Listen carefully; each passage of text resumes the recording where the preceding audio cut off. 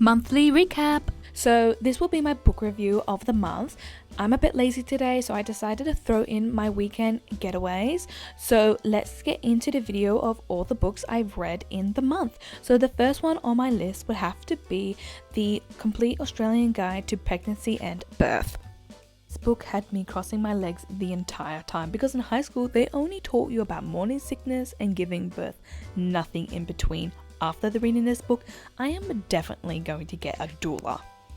I love the fact how it doesn't shy away from the harder topics, for example, transgenders, people of colour, sleeping babies, rainbow babies, and a whole lot of depression.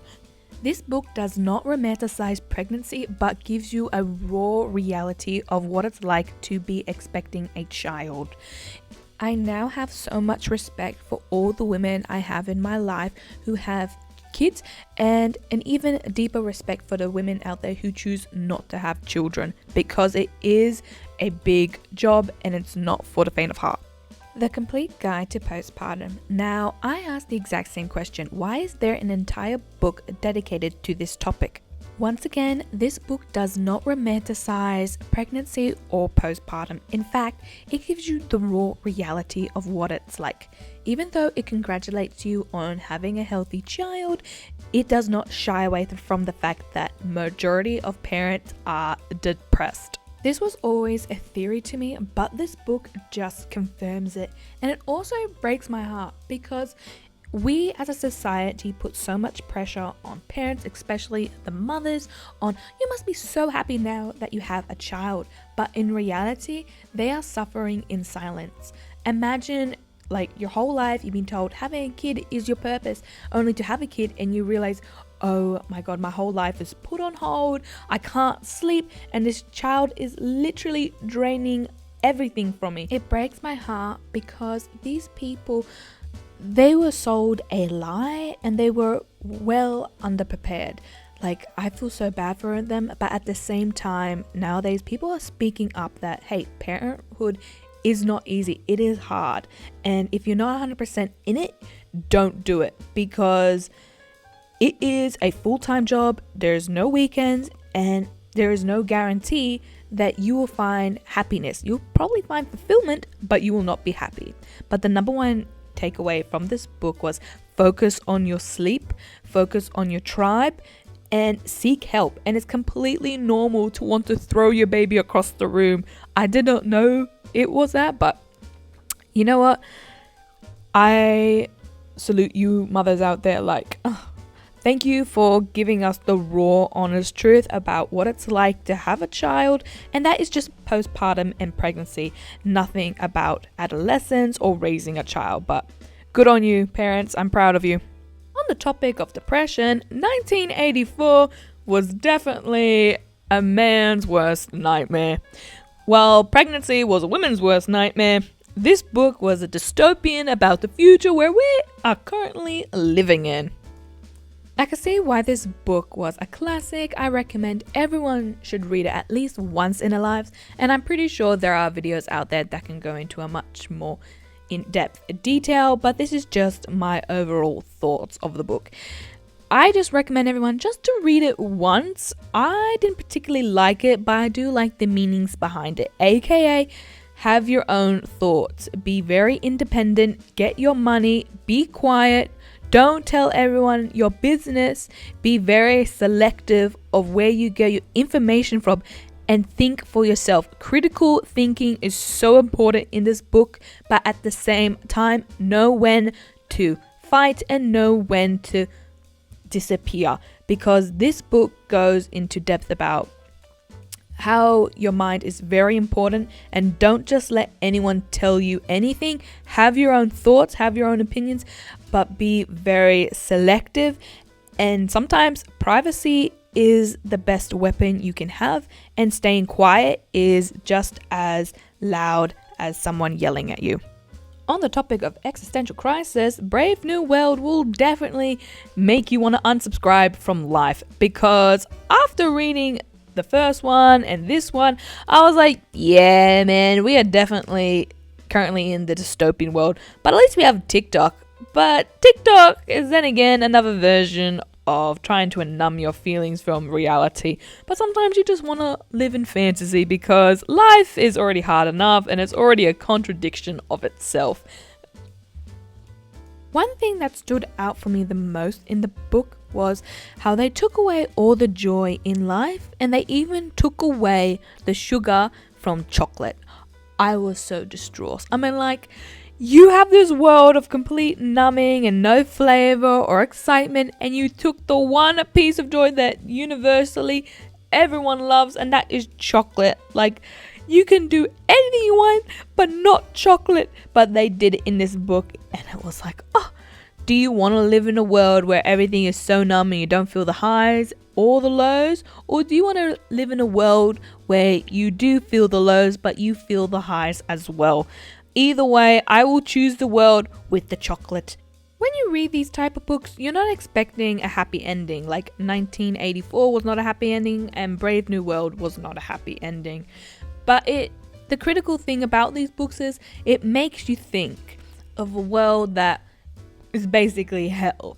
And they both have different versions of hell. One is where you are literally a robot, and the other one is literally you having no emotions. Like, I originally thought hell would just be increasing amount of pain, but in reality, having no emotions and having no thoughts, like a rock, is the definition of hell. So I guess it makes you think and be more grateful for your emotions and free will, and the fact that even though we have access to all this information, having your own thoughts is such a blessing.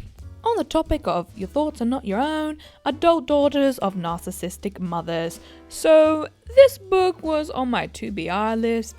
One of the good things about this book is it teaches you from what is actually narcissistic and what is not, but it could also be confirming what you already know, aka if you have emotionally mature parents, you should be fine. If not, I highly recommend this book because not everything is your fault, and if your parents are not taking full responsibility of your childhood, I will then recommend this lovely book called Distancing from Emotionally Immature People.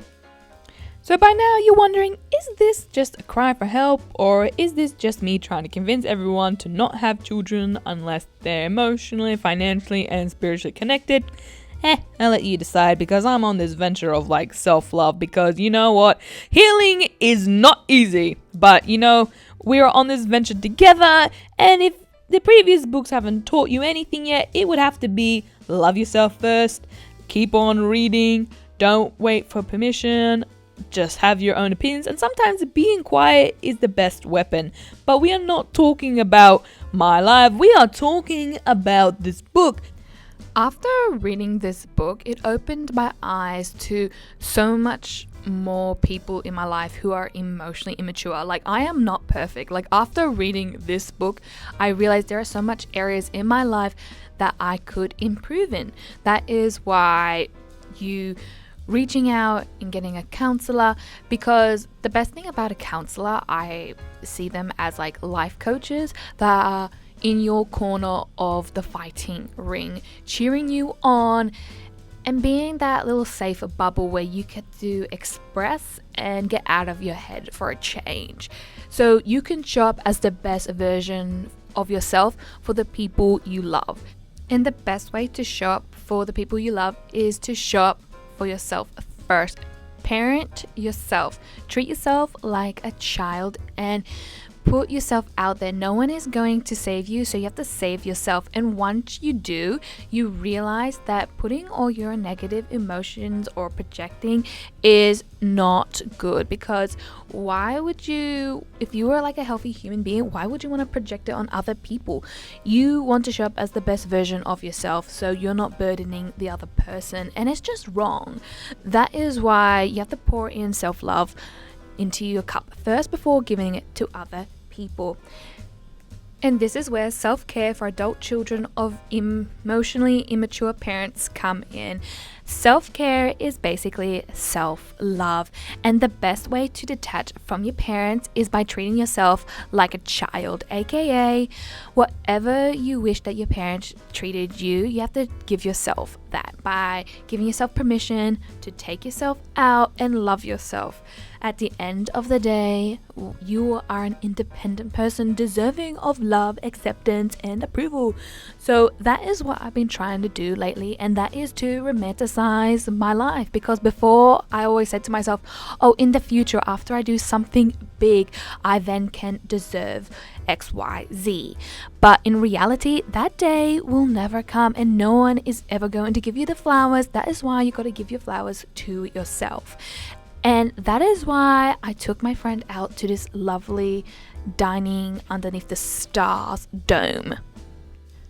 When I went on my solo trips, I discovered something very important, and that is I love to go out and have adventures, aka I love having moments. Even though buying presents are great, but I feel like experiences are so much more meaningful, and if it weren't for me pouring that love into myself first, I wouldn't have been able to give it to other people. So yes, it is my friend's birthday, but in the same way, like, this gives me joy by spoiling someone that I love.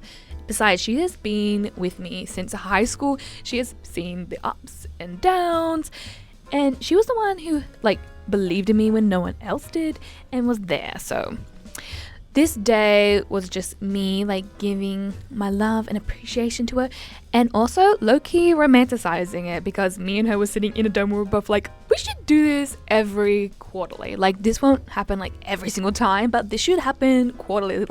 Romanticizing your life in the way of you don't need a romantic partner. They will be great, but at the end of the day, if people should be adding to your life, not subtracting to it.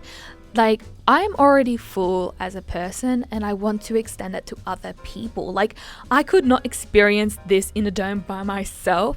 That is why I wanted to celebrate it with my friend for her birthday. Make it all about her, because I appreciate moments like these, because I'm giving a special moment to my friend, and I'm giving something special to me.